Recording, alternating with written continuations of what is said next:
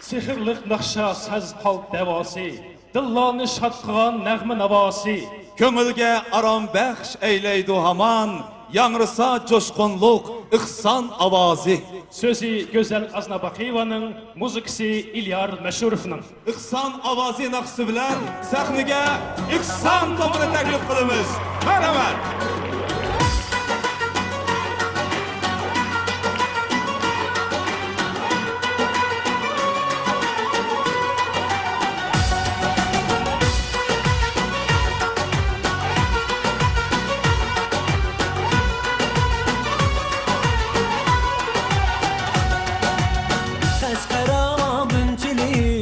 Turpan yüzünün ili, pek yolda karvan, kile samın idi. Kaşkarava bünçili, turpan yüzünün ili, pek yolda karvan, kile samın idi. Pekli makan kumri, yatsının sulri, ilinin mulluk sazi, dıllanın bahar yazı, yanra aziz halkın sadası.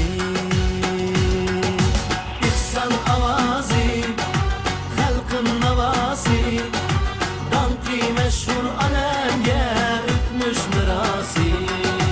Yanrığın akşam, yayrığın akşam, Bəxir dəmlərin silab hər gündüz axşam.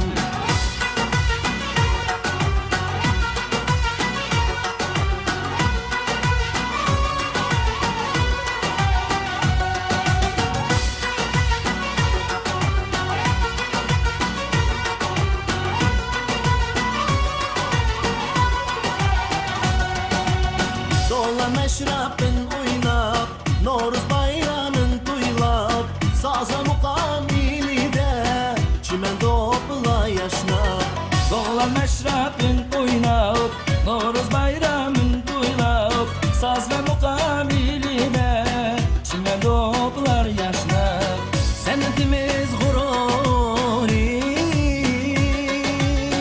atışımız bulbuli, hoşalıkta sayrısın, jüreke destetsin, teşne bulup halkım ansın. İhsan avazi, halkın navası, danki meşhur alemge ütmüş mirası. Yanrığın akşam, yayrığın akşam, Bəxir dəmlərin silab hər gündüz axşam.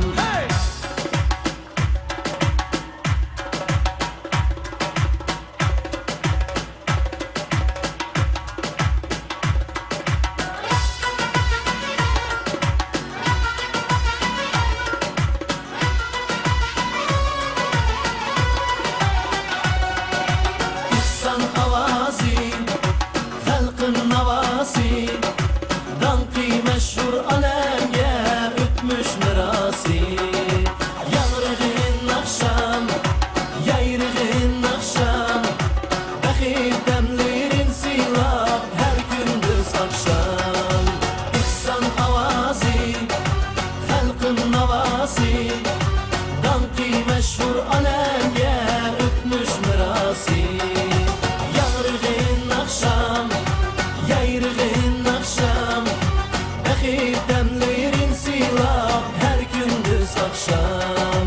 Bəxir dəmlərin silab hər gündüz axşam.